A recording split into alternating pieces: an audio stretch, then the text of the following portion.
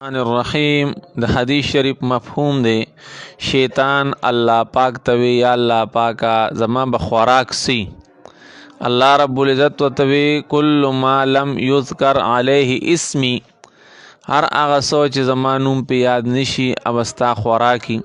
بار دنیا کې عام کافران چې کله حلالي کوي د الله پاک نوم نه اخلي هغه هم د شیطان خوراک ګرځي او که مسلمانان مثال بریانی چاول خوري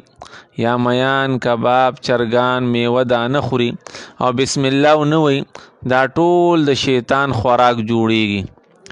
یا الله پاک زما بس کاک سی کل مسکر هر نشه اور شی بس تاس کاکی خاص کر شرابونه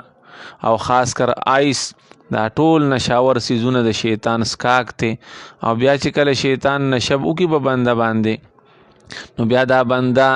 د مونږ نه پاتې شي تلاوت ته پاتې شي ذکر پاتې شي د مور او پلار خدمت د بچو تربیت قبر اخرت نه غافل شي او اکثر خځې سره جنگونه کوي او نعوذ بالله طلاقونه واقع کیږي بیا وی استاد پوه نشم سو پیره د لکه ویلو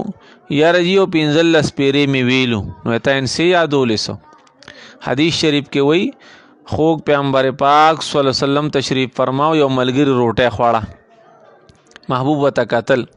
چې کله هغه اخري نوړې او چتول هغه بسم الله اوله و اخره محبوب مسکی شو وی فرمایل چې تا کله خوراک کو شیطانم تاثر لګیاو خو چې تا بسم الله وی شیطان چې څه خوړل هغه ټول الټه کړو حدیث کې وی د دوو شیطانانو خپل منځ کې ملاقات وشو یو ډیر غټ کټ سور سپین خ تازه دمو بل نری پری ټپ ټپ د سر نه سر تورا د خپون خپیابلو نا شیطان وتی لگا تولی داسې سر نه سر تورې د خپون خپیابلې نری پری ته خوراس کاک نه کې او ته چې په چا مقرر ما هغه د نر بچي خو چې نوړې رو چتی وی چې بسم الله نو زا غزه ته ټوپ کما نور وځي سوي هفته سوي میاشتې سوي کلونه سوي دا غي بندن ما یو نوړې ډوډۍ نه د خړلې چې کله هغه وبس کی نو وی بسم الله